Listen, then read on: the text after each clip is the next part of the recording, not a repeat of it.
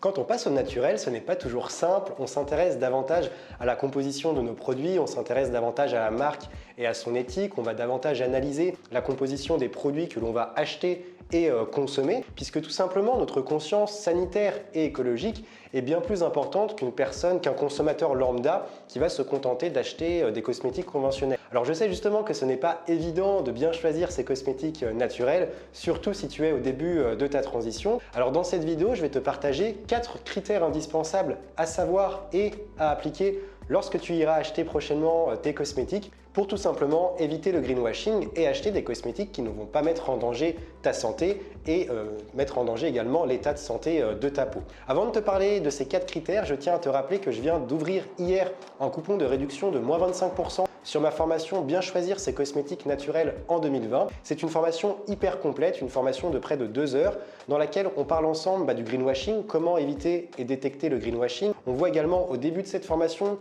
comment connaître précisément ton type de peau et ton état de peau, et je te partage également une routine adaptée au cas par cas en fonction de ton type de peau et de ton état de peau. On voit comment décrypter justement les étiquettes en quelques secondes, comment acheter des cosmétiques au meilleur prix. Je te partage mes marques et éthiques les plus fiables, les produits également que tu peux utiliser sans qu'il y ait de greenwashing, donc les produits phares et fiables que tu peux utiliser. C'est vraiment une formation qui s'intéresse au greenwashing, qui va te permettre de devenir un consommateur, un consommateur responsable. Tu n'auras plus besoin d'aller regarder sur les applications, de demander ton avis à des blogueurs, à tes amis pour acheter tes cosmétiques naturels. Tu seras en mesure tout simplement d'acheter tes propres cosmétiques grâce à une prise de recul et grâce surtout à des connaissances importantes en termes d'ingrédients, de liste INSEE, en termes d'ingrédients, en termes de greenwashing, en termes de marketing également au naturel, etc. Donc si cette formation t'intéresse, je t'invite à aller voir le programme hyper complet dans la description de cette vidéo. Ça vaut le coup au moins d'aller voir, et je te laisserai également activer tes moins 25% de réduction en cliquant également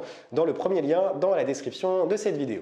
Alors le premier critère indispensable pour bien choisir tes cosmétiques naturels, c'est tout simplement de te fier aux 19 logos certifiés par un cahier des charges. Tu sais qu'en Europe, notamment dans la cosmétique naturelle et biologique, et enfin surtout dans la cosmétique biologique, là on va parler vraiment de la cosmétique biologique, il y a 19 logos certifiés par un cahier des charges. Ça veut dire que les marques qui sont labellisées doivent répondre à un certain nombre de règles pour justement recevoir le label, sinon elles ne peuvent pas recevoir ce label. Donc ça prouve aux consommateurs justement, lorsqu'ils voient ces fameux labels, qu'il y a quand même déjà un effort de fait sur des questions sanitaires, sur des questions écologiques, mais surtout sur certaines questions sanitaires. Donc ces 19 logos, ce sont des 19 logos européens. Pour en citer quelques-uns, d'ailleurs j'en parle précisément dans ma formation, je parle de ces 19 logos, on les décortique ensemble et on voit, enfin on passe pas non plus des heures, mais on voit ensemble justement quel est l'intérêt de ces logos, quels sont les logos que moi je mets en avant plus que d'autres, quels sont les 4-5 logos les plus fiables parmi ces 19 notamment, et qu'est-ce que traduit justement chacun de ces logos, parce qu'ils n'ont pas tous les mêmes normes, etc. Donc ça, j'en parle justement dans ma formation Bien choisir ses cosmétiques naturels en 2020. Donc il y a 19 logos européens. Pour citer les plus connus, on va retrouver par exemple Ecocer, on va retrouver Cosmos, anciennement Cosmebio, on va retrouver Soil Association, on va retrouver Max Havelaar, on va retrouver également Natru. Voilà, ça c'est plein de logos très courants que l'on retrouve en général sur les cosmétiques bio, tu en connais certainement. Alors là tu te dis, je n'ai pas parlé des logos cruelty free. Donc, cruelty free, c'est-à-dire non testés sur les animaux. Alors il faut vraiment faire attention à ça. Je voulais même en faire une vidéo complète, mais il faut vraiment faire attention à ce fameux logo cruelty free, parce qu'on le voit de plus en plus aujourd'hui sur les packaging de certains cosmétiques. Et il faut faire attention parce qu'en fait c'est souvent du greenwashing. Depuis 2010, je crois que c'est depuis 2010, la loi européenne interdit les tests sur les animaux, en fait, que ça soit des cosmétiques conventionnels ou des cosmétiques biologiques. Donc c'est vraiment quelque chose qui est assez courant. Les marques n'ont pas le droit de faire tester leurs produits sur des animaux, donc c'est quand même quelque chose à savoir. Et lorsqu'une marque en général met sur son packaging ce fameux logo cruelty free, il faut faire attention parce que c'est pas toujours une marque qui est 100% naturelle, qui est labellisée bio justement, qui a les autres labels. Il faut vraiment faire attention parce que c'est pas un logo certifié. Et ça, il faut le savoir. Il y a d'autres logos certifiés, Vegan Society par exemple, qui n'est pas un logo français, mais qui est un logo certifié qui prouve que le produit est vegan et non testé sur les animaux. Donc là, on est vraiment sur un logo certifié. Le deuxième critère indispensable à savoir avant d'acheter et de consommer tes cosmétiques biologiques, c'est tout simplement de savoir identifier rapidement les substances à éviter à tout prix. Si tu arrives en quelques secondes à retourner le produit, à regarder la liste des ingrédients et à identifier et à savoir quels sont les ingrédients que tu ne dois surtout pas appliquer sur ta peau, tu vas tout de suite pouvoir te dire, dès lors que tu vas en identifier un ou deux, tu pourras directement reposer le produit sans devoir faire une analyse complète de la liste des ingrédients et perdre ton temps tout simplement. Alors tu sais qu'il en existe énormément des substances indésirables, je ne vais pas pouvoir t'en parler ici en détail. Et c'est la raison pour laquelle j'en parle dans ma formation.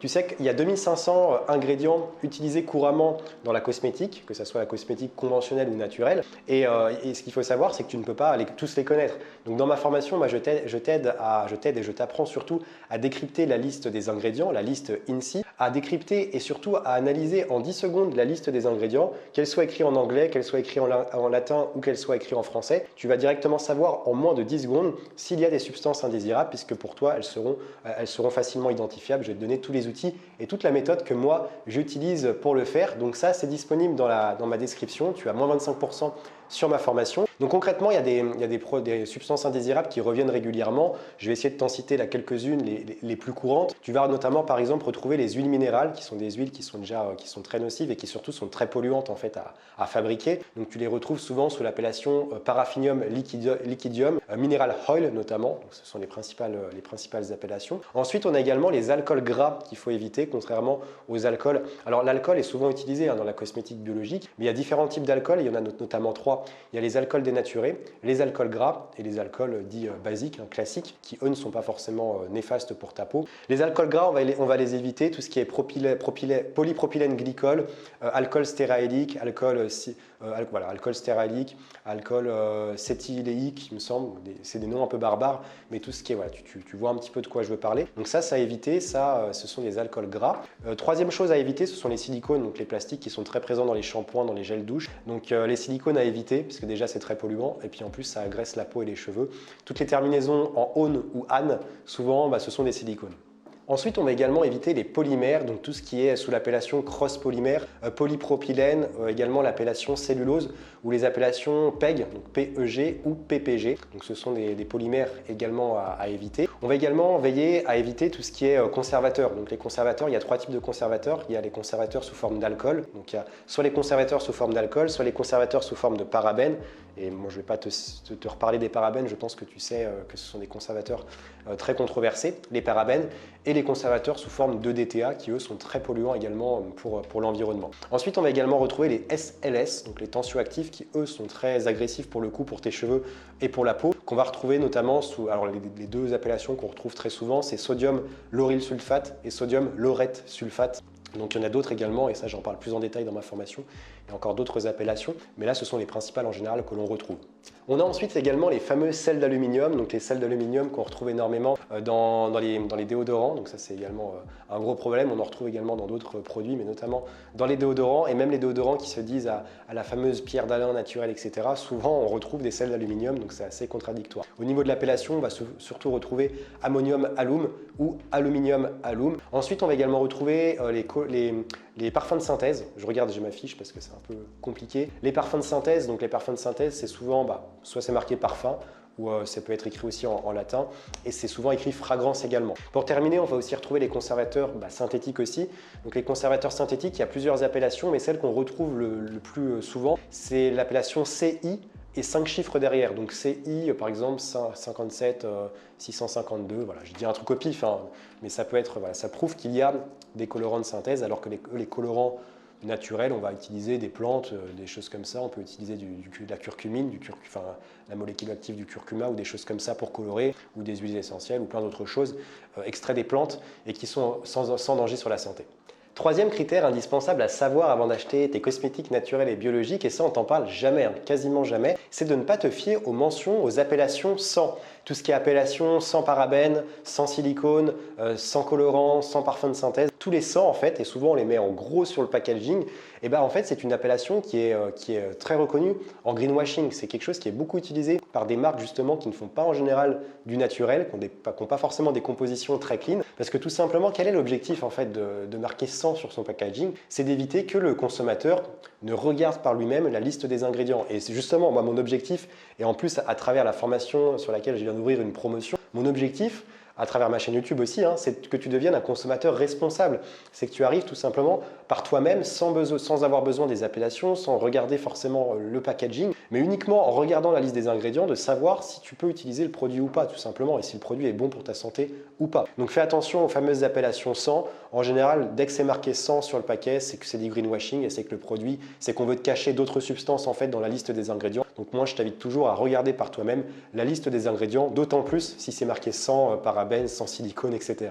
Le dernier critère indispensable à savoir lorsque tu vas acheter tes cosmétiques naturels et notamment lorsque tu vas les choisir, c'est d'avoir en tête que le prix n'est pas gage de qualité.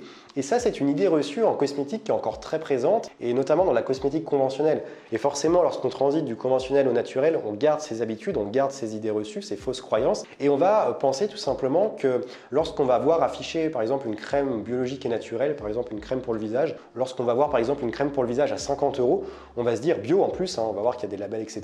bio, on va se dire oh là là, c'est une crème qui doit contenir des substances saines et nobles et que forcément si je mets le prix, c'est que derrière je peux être sûr que ça va respecter ma peau, qu'il ne va pas y avoir de substances indésirables, de perturbateurs endocriniens, etc. Et ça, c'est totalement faux en fait. C'est totalement faux. L'entreprise peut très bien afficher les prix qu'elle a envie. Elle va, bien sûr, il faut qu'elle rentabilise, donc les produits naturels souvent sont un peu plus chers, on ne va pas se le cacher, donc il faut déjà rentabiliser les produits naturels, la matière première. Il faut rentabiliser le coût de production. Donc si c'est une entreprise artisanale, ça va être un peu plus cher également.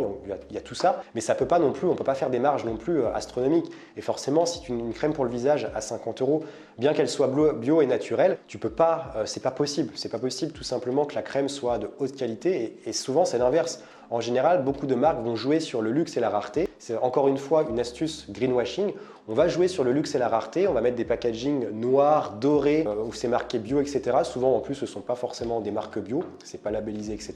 Et forcément, le consommateur, il pense qu'en achetant quelque chose de rare, de luxueux, et derrière, il est sûr que pour sa santé, etc., que pour sa santé, que pour l'environnement, c'est également OK. Et ça, il faut avoir en tête que c'est pas forcément vrai. Ce qu'il faut vraiment que tu gardes en tête, c'est qu'un produit naturel va être un tout petit peu plus cher qu'un produit conventionnel, mais pas forcément non plus, il n'y a pas forcément des marges énormes. Et si je prends par exemple la Slow Cosmétique, par exemple, si on va comparer une crème pour le visage conventionnelle et une crème pour le visage biologique, une crème pour le visage biologique, il va y avoir un écart de 2 à 3 € et encore, et ça va pas aller au-delà. Donc si ça va au-delà, il faut se poser des questions. Et ce qu'il faut savoir, c'est qu'en plus, les produits naturels, et notamment tout ce qui est gamme, zéro déchet et cosmétiques solides, forcément que c'est un peu plus cher à l'achat, mais tu gardes ce produit deux mois en général, plus longtemps qu'un produit conventionnel. Donc derrière, en fait, tu as rentabilisé et ça coûte finalement sur le long terme, ça coûte moins cher qu'un produit conventionnel. Les deux critères que tu dois regarder lorsque tu achètes un produit, c'est déjà regarder si le prix est raisonnable. Un prix énorme qui est extrêmement élevé, c'est quelque chose qui n'est pas normal et ça prouve souvent que la composition est cracra et qu'il faut vraiment éviter. Et la deuxième chose, c'est également le packaging. En général, en cosmétique, les packagings sont relativement neutres.